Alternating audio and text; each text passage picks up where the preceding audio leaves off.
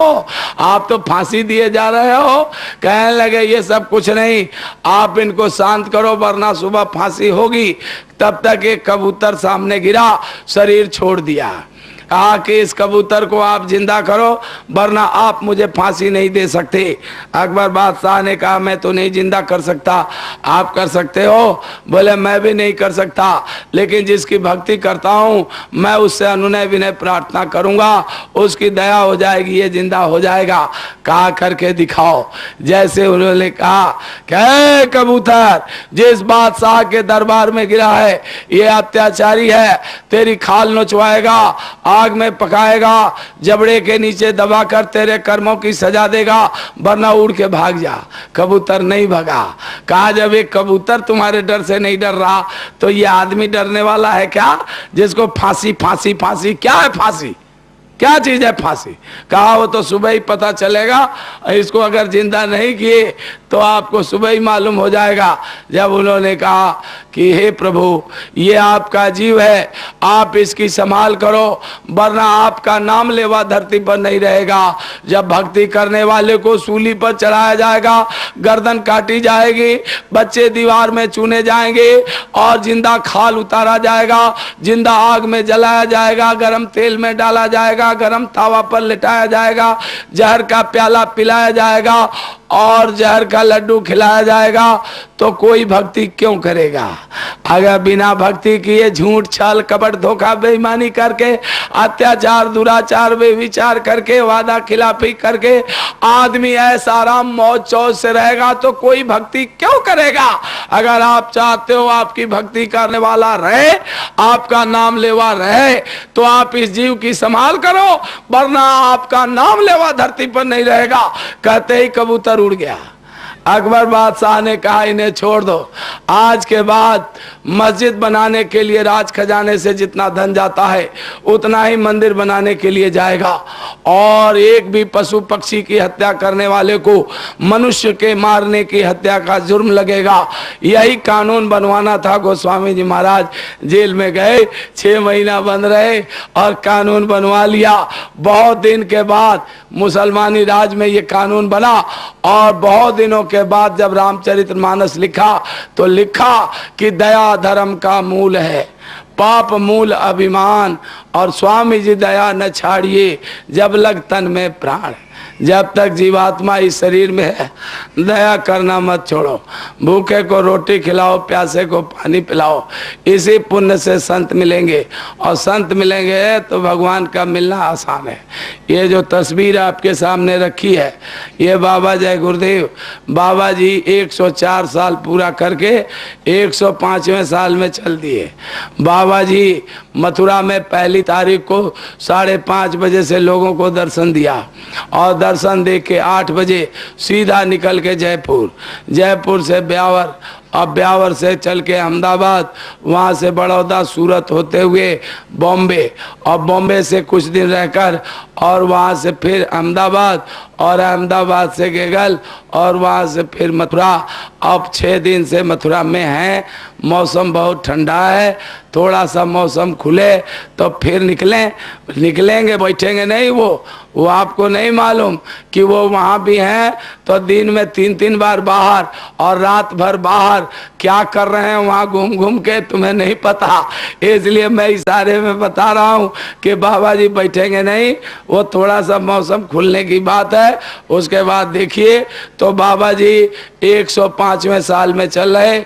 जिस समय इनकी उम्र 1 साल की थी, ध्यान से सुनना, जिस समय इनकी उम्र 1 साल की थी पिताजी शरीर छोड़ के चले गए।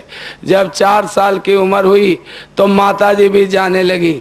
उन्होंने बगल में बुलाया, सिर पर हाथ रखा, कहा बेटा मेरा तो समय पूरा हो रहा, मैं जा रही हूँ, लेकिन तुम दुनिया से 2 काम करके जाना। पहला ईमानदारी मेहनत की कमाई खाना, और दूसरा भगवान को पाके जाना। कौन कह रहा? माँ कह रही। अगर माँ अच्छी है बच्चे अच्छे होंगे, माँ अगर खराब है तो बच्चे अच्छे नहीं होंगे। ध्यान से सुन लो, बता रहा हूँ। माँ अगर सुधर गई तो देश और दुनिया सुधर जाएगा, और माँ बिगड़ गई तो अभी खराब समय आपने देखा नहीं है। इसलिए ध्यान से सुनना कि माँ कह रही है कि बच्चा ईमानदारी मेहनत की कमाई खाना और भगवान को पाके जाना। बाबा जी 5 साल की उम्र में घर से निकल पड़े। ध्यान से सुनते रहना। बाबा जी 5 साल की उम्र में निकलकर बड़े बड़े जंगलों में, पहाड़ों में, नदियों के किनारे, महंतों के यहाँ, संतों के यहाँ, आश्रमों में, मठों में बड़े बड़े हंडा रगड़ा, तावा रगड़ी, कड़ाह मली, लंगोटियाँ पीछी, बहुतों के गांजा सुल्फा भरे। जिसने जो कहा सब किया, लेकिन किसी ने भगवान से नहीं मिलाया। निराश होके, उदास होके बाबा जी बैतरणी नदी में कश्मीर में डूबने जा रहे। अब वहां पर सुनिए, तब तक एक मौलवी साहब मिल गए रास्ते में। कहने लगे कि अरे भाई क्यों निराश हो रहे हो, मेरे बताए अनुसार 5 वक्त की नमाज पढ़ो, मैं आपको खुदा का दीदार करा दूंगा। बाबा जी ने 1 साल तक सब ताम झाम एक तरफ रखकर 1 साल तक 5 वक्त की नमाज पढ़ी। एक दिन का नागा, 1 वक्त का नागा नहीं किया। जब बकरा ईद आया तो वही मुल्ला जी जो नमाज पढ़ाने वाले, वही बकरे के गले पर चाकू फेर रहे, रेत रहे, उसको हलाल कर रहे। बाबा जी बगल में खड़ा होकर बोले, जब आप में रहम नहीं तो रहमान का दीदार कैसे कराओगे? आप में दया नहीं तो दयाल का दर्शन कैसे कराओगे? जो खुद नहीं खुदा को पाया, वो दूसरे को खुदा से क्या मिलाएगा? आपने मुझे धोखा दिया। आप जानते हो, जब मौत की घड़ी आती है, इंसान के उल्टी श्वासों की गिनती शुरू होती है, उस समय हर इंसान को एक एक श्वास की कीमत मालूम हो जाती है। आपने 1 साल के अंदर मेरी लाखों श्वासें बर्बाद कर दी। क्या आप मेरी 1 श्वास बढ़ा सकते हो? अगर 1 श्वास जोड़ नहीं सकते हो तो लाखों को बर्बाद करने का अधिकार किसने दिया? आपने मुझे धोखा दिया। आप भी मुझे खुदा से नहीं मिला सकते। बाबा जी अब दुखी होकर के और कश्मीर में जा रहे हैं, बैतरणी में डूबने, कमर भर पानी में पहुंच गए। इनके गुरु महाराज, जिनके वह कुटिया मथुरा में बनी है, जिसको विश्व के सारे पूंजीपति मिलकर नहीं बना सकते, वह कुटिया में उनकी छोटी सी तस्वीर लगी है। वो खुद पनवाड़ी के रूप में पान बेचने वाला बन करके, कंधे पर एक गमछा, फटी सी बनियान, फटी सी धोती, छोटी सी टोकरी में 6-7 बिरा पान लिए हुए पहुंच गए। जाके हाथ पकड़ लिया। कहा, ए बच्चा कहाँ जा रहे हो? कहने लगा, मैं डूब के मरने जा रहा हूँ। क्यों? कि मुझे भगवान मिला नहीं और आगे भी उम्मीद है नहीं, तो मैं इसलिए डूब के मर रहा हूं कि आगे शरीर से कोई पाप ना बन जाए, नरक 84 ना जाना पड़े। हाँ जी, तुम जाओ बाहर, चलो चलो चलो चलो, जाओ नीचे। अरे तुमको भगवान से मिले हुए महात्मा मिल जाएंगे, तुमको भगवान से मिला देंगे, वो खुद तुम्हें बुला लेंगे। तुम चलो चलो चलो, बाहर चलो। बाबा जी के विचार बदल गए। बाबा जी वहाँ से निकल पड़े और निकल करके बाबा जी वहाँ से पंजाब में घूमने लगे। दिल्ली से लेकर लाहौर तक पंजाब था। इतना बृहद पंजाब, पूरी दुनिया में इतना बड़ा स्टेट कोई नहीं था, जिसके आधा पाकिस्तान में चला गया, आधा हिंदुस्तान में उसके 3 टुकड़े हो गए, हरियाणा, हिमाचल, पंजाब। अब उसी पंजाब में पूरा चक्कर काटते रहे। काटते काटते एक महात्मा मिले, त्रिकालदर्शी। उन्होंने कहा, बच्चा मेरे पास वो चीज़ है नहीं जो तुम चाहते हो, और उसके बिना तुम रुकोगे नहीं, तुम यहाँ से जाओ। लेकिन मैं इतनी बात बता दूं कि 6 महीने के अंदर आपको भगवान से मिलने वाले महात्मा मिल जाएंगे और आपको भगवान से मिला देंगे। बाबा जी चलने लगे। कहा, ठहर जाओ, बीच में तुम्हें पैसे की ज़रूरत पड़ेगी तो मैं तुम्हें सोना बनाना सिखा देता हूँ, जब ज़रूरत पड़े तो सोना बना लेना। बाबा जी विधि जानकर चल दिए। दिल्ली आए। पुराने दिल्ली स्टेशन के सामने एक सेठ जी अपनी गाड़ी खड़ी करके चाबी हाथ में लेकर किसी से बात कर रहे। बाबा जी बगल में खड़ा होकर बोले, सेठ जी जरा चाबी देंगे? कहने लगे, जान ना पहचान, माँ जगह दुकान। आप कौन हो भाई? क्यों चाबी दे दूं आपको? क्या बात है? कहने लगे, मैं इसका सोना बनाऊंगा। बोले, चलिए चलिए, बहुत महात्मा घूम रहे हैं, सोना बनाने वाले, मुझे नहीं बनवाना, आप चलिए यहाँ से। बाबा जी ने कहा, मैं कहीं जाऊंगा नहीं, यहीं बना के दे देता हूँ। जब उन्होंने चाबी दी, इन्होंने सोना बना दिया।